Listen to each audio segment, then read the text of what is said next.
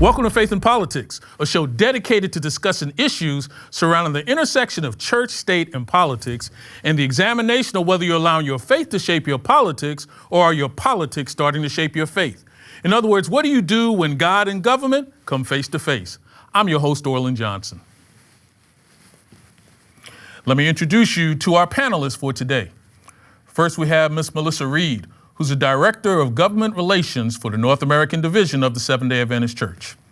We have with us also Dr. Andrew Polk, who's an Associate Professor of History at Middle Tennessee State University and the author of the critically acclaimed book, Faith and Freedom, Propaganda, Presidential Politics, and the Making of an American Religion.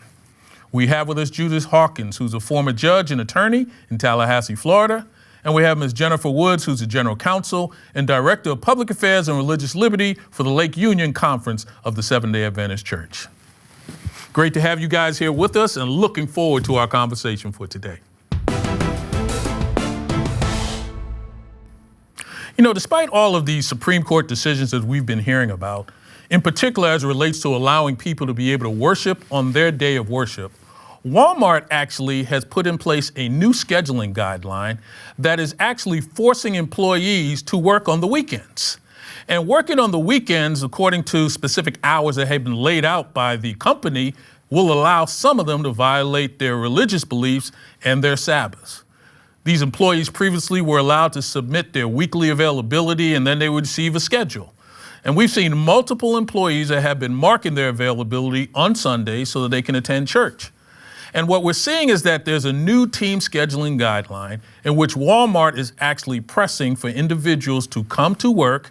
They want these employers to opt in, giving up their rights to go to church in order to maintain a consistent 40-hour work week. You know, this is very interesting considering we just had a huge Supreme Court case that allowed a mail carrier to be able to have his Sabbath off on Sunday.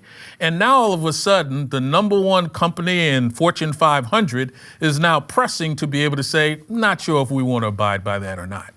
You know, when we take a look at this particular set of circumstances, you know, Melissa, I find myself wondering, are these the type of battles that you find yourself fighting on a regular basis regarding the idea of making sure that individuals have their rights to serve their God the way they see fit? Yeah, absolutely, Orlin. You referenced the recent Supreme Court decision in this area of religious accommodation for employers, the Groff decision. And I think it makes sense that the largest American employer is going to be one of the companies that is faced with sort of grappling what this returned or new level or standard of accommodation required for individuals wanting to have their Sabbath off and what that's going to look like. Looking over the facts of the case, it sounds like Walmart is going to need to revise this new team scheduling policy. Some of the things that Title VII requires is, first of all, for any kind of accommodation request to be examined or evaluated by a case-to-case basis. And with this sort of, automated scheduling, that's just not going to take place. As well as, as I mentioned, that elevated standard of accommodation requirement, that any sort of accommodation that was denied would be because it was a substantially increased cost to the employer, which again, if we're not even, the employee is not even at a point of being able to make the accommodation, we're certainly not there with that. So I think this policy is going to be challenged by Groff. You know, Jennifer, I noticed some of the language that they were using in the description. It almost looks like they're trying to build a case, talking about the fact that this could be something where we want to protect ours and make sure the individuals are in a position where they can do things in a way that gives them more flexibility. It almost seems like they're actually trying to talk around some of the legal elements that may have existed in a court case to try to show that this may be creating the type of quote unquote inconvenience for them that maybe they're hoping that it will be able to stand up in court. Or do you think I'm missing something here? No, I think you're definitely correct. They're trying to build their case now, showing, oh, look how reasonable this is. Look how this is pro-employee.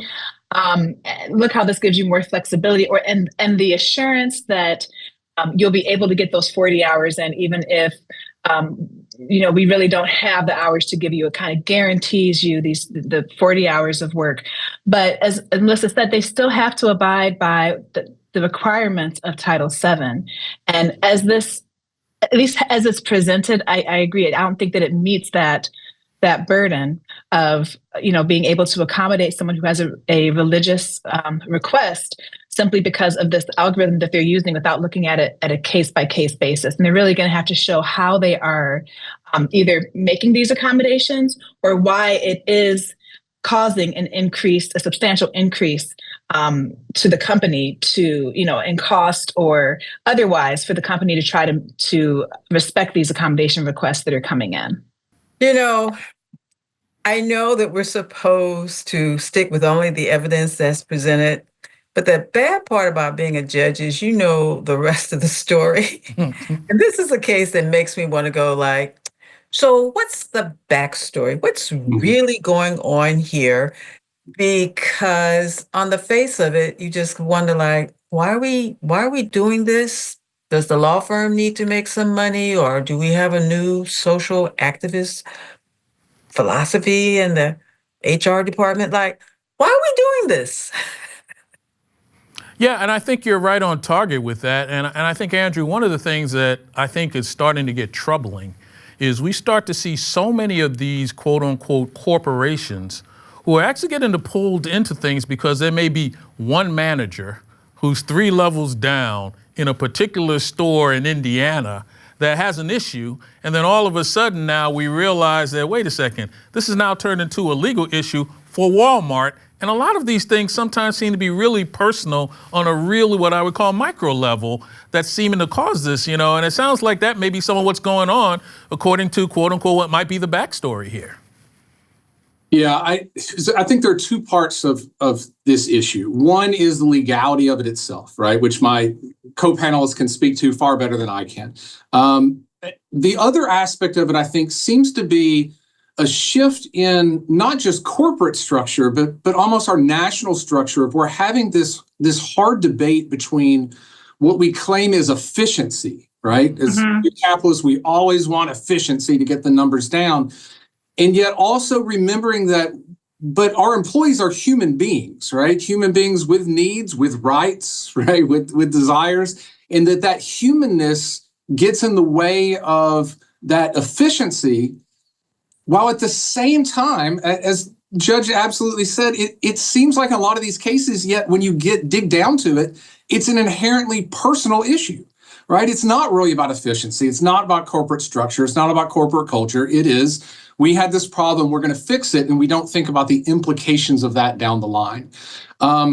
That's the part of this that deals with religion, politics, and rights as a whole in America, that the conversation has shifted away from humans and human rights and human capabilities and the ways that we, organize our society in the ways that each of us want. And that latter desire seems to be more important than any of the others. This seems almost trivializing the subject, but my mentor judge used to say, let there be strife amongst Black people. By having cases like this, there's going to be some real strong financial incentives. On the other hand, now, looking at it, I guess, more objectively and legally, we're pushing the envelope to force the court to give us more guidance, clearer guidance. Maybe the Graff case really hasn't been resolved because it did go back down. All right. So there's still wiggle room and an opportunity to make an argument. But how many the folks like in the Graff case, if they're committed to their worship and their day of worship, they're not going for this. I mean, it's just not going to happen. And they are not going to want to be penalized economically because they're willing to work 6 days a week. And you got 6 days that I'll work. I mean, why are you trying to force me to work on a day that's my day of worship? And they're not going to stand for it. Orlin, Judge Hawkins made a really good point there as far as this really isn't sort of settled law yet.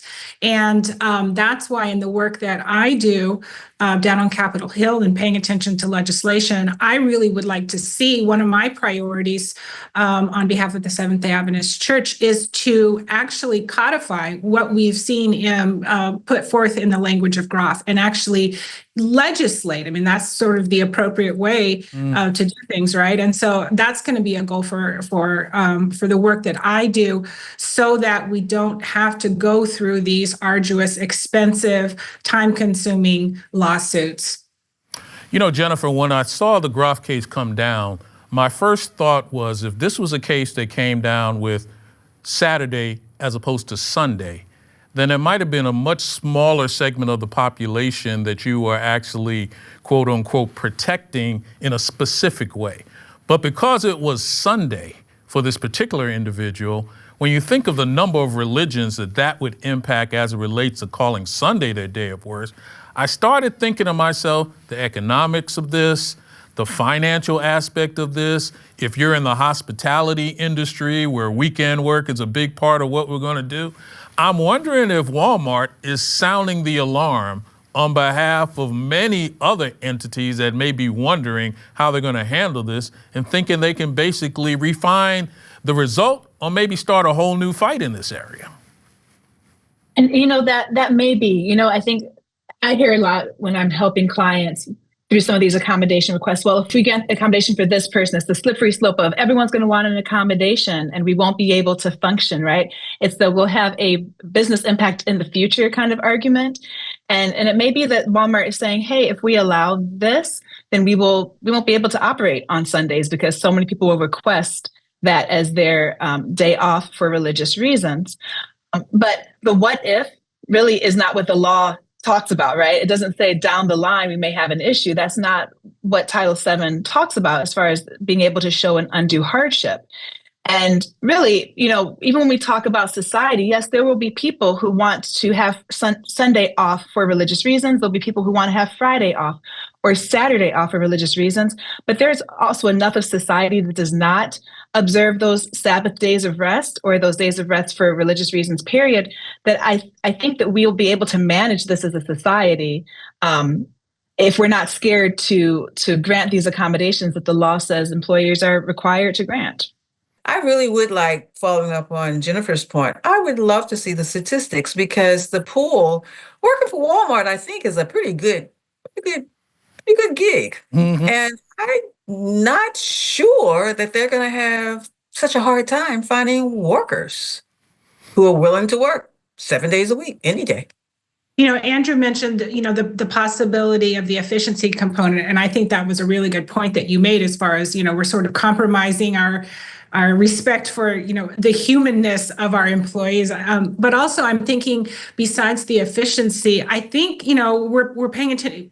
Part of that language was talking about in order to qualify for full-time, right? And we know that everything to be a full-time worker, this is something you have to participate in.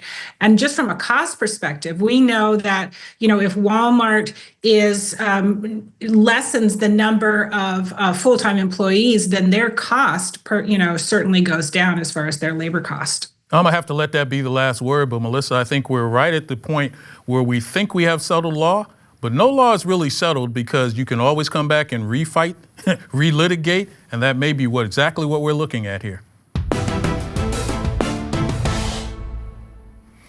Just when you think you've seen it all, I had a chance to see this case the other day that's called the Seventh-day Baptist Church of Daytona Beach, Florida versus the City of Daytona Beach, Florida, in which we have a matter in which First Liberty Institute and the law firm of Sidley and Austin had to file a motion for preliminary injunction in the United States District Court for the Middle District of Florida, urging the court to stop the City of Daytona Beach from blocking the Seventh-day Baptist Church of Daytona from distributing food to those who are in need. This church had been engaged in this activity for over 16 years. And now it looks like there's some type of redevelopment that's going on downtown. And as a result thereof, the city has now abruptly changed course, ordered the church to shut down the food pantry. And the city is alleging that the hosting of a food pantry is something that could take place more at the church and basically in violation of an ordinance that has to do with the development code. I don't know where this is all going, but Judge, when I saw this, I thought to myself, this would be a perfect case to talk about with you because you always say there must be a backstory to this going on somewhere. And when I looked at this, I said to myself, I can't even understand what's going on. You're giving away food. You've had this pantry. It's been around for 16 years, but it looks like maybe a development project is coming in place and now regulations are coming to shut you down. Am I missing something here, or is this basically something that's a bridge too far? Oh, you're missing so much. I would like to be the backstory queen. First of all, there's bias in the way you set this up, as if having a food pantry is a great and wonderful thing. Well, the story is this, that the city decided back in 2011 or so that in their redeveloping areas of the city, there would be no food pantries.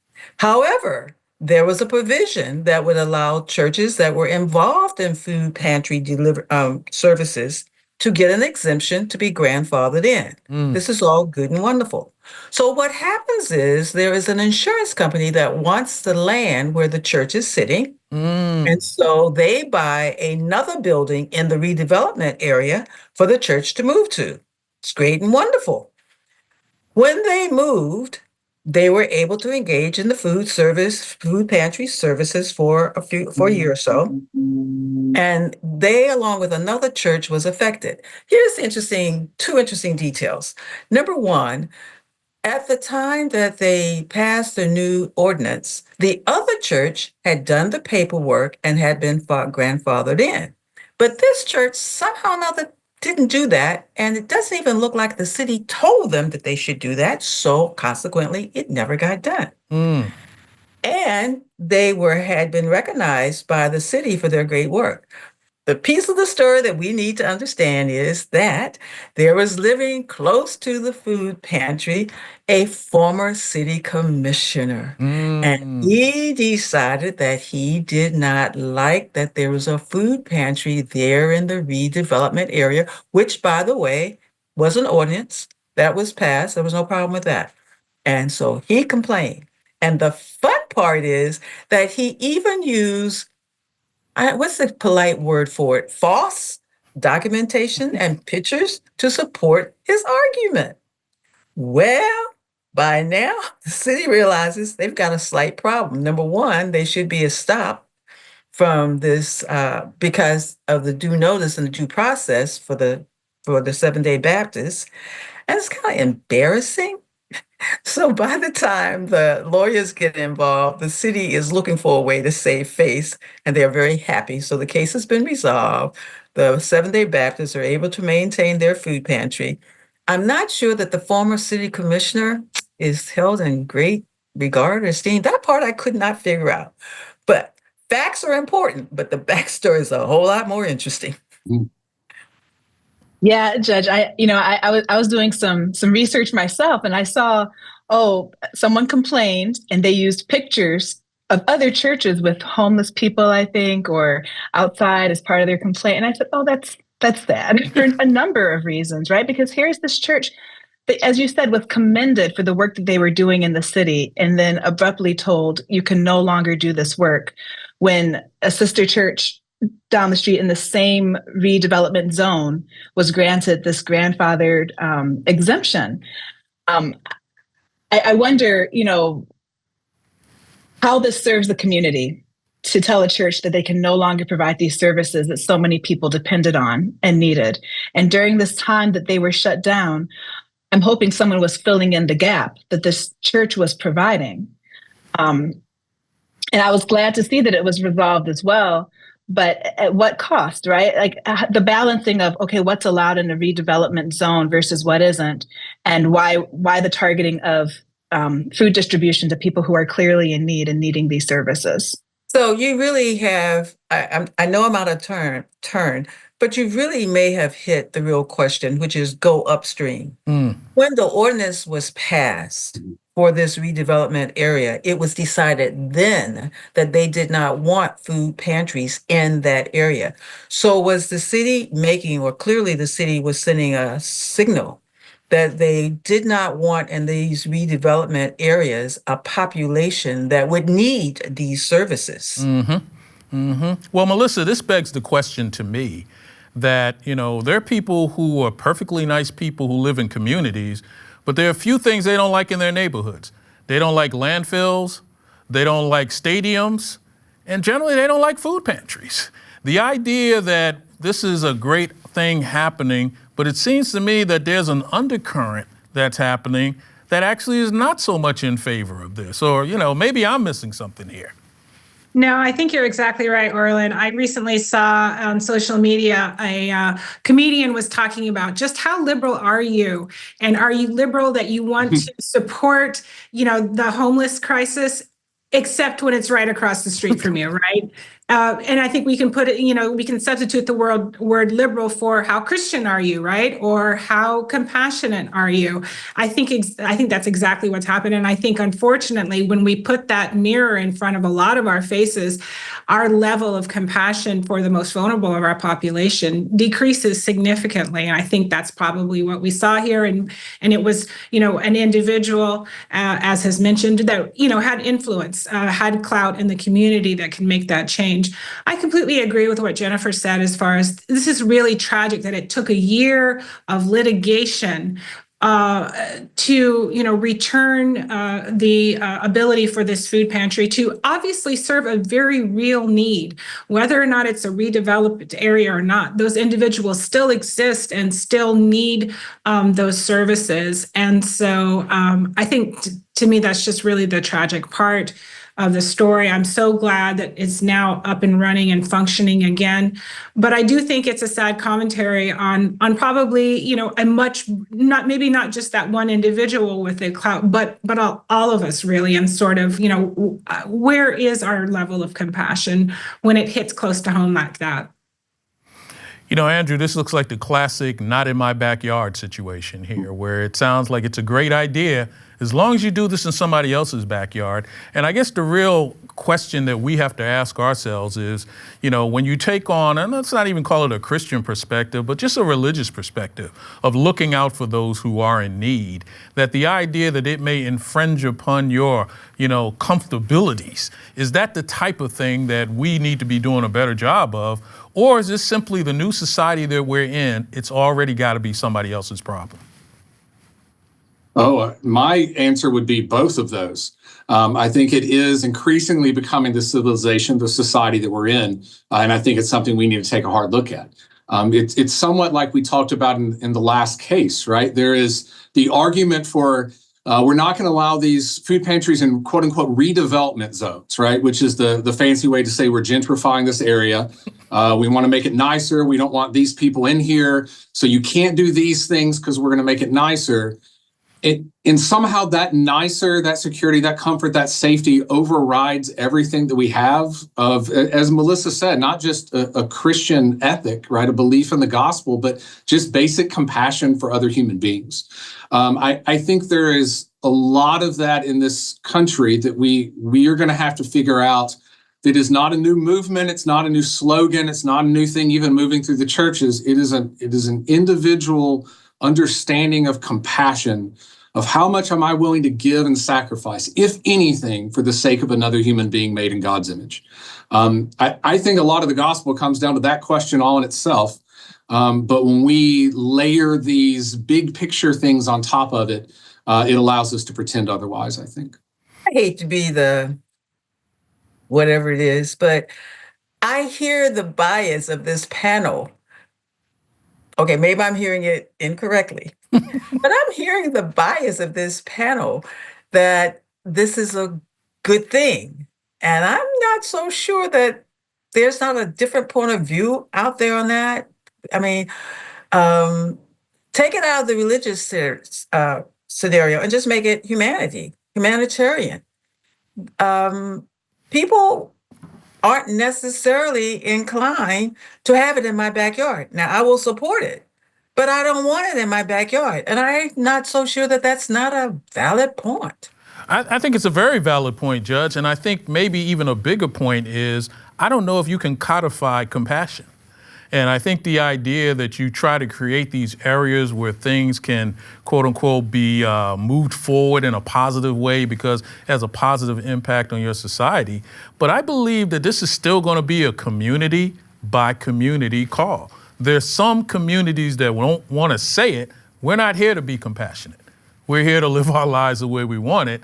And that's something that nobody wants to hear out loud. But I think this is kind of a replica of that type of conversation. I mean, that's what it really looks like. I mean, Melissa, I'm not sure if I'm seeing it differently, but there is a segment of society that doesn't want you to come to church with them. There is a segment of society who doesn't want compassionate things in their community.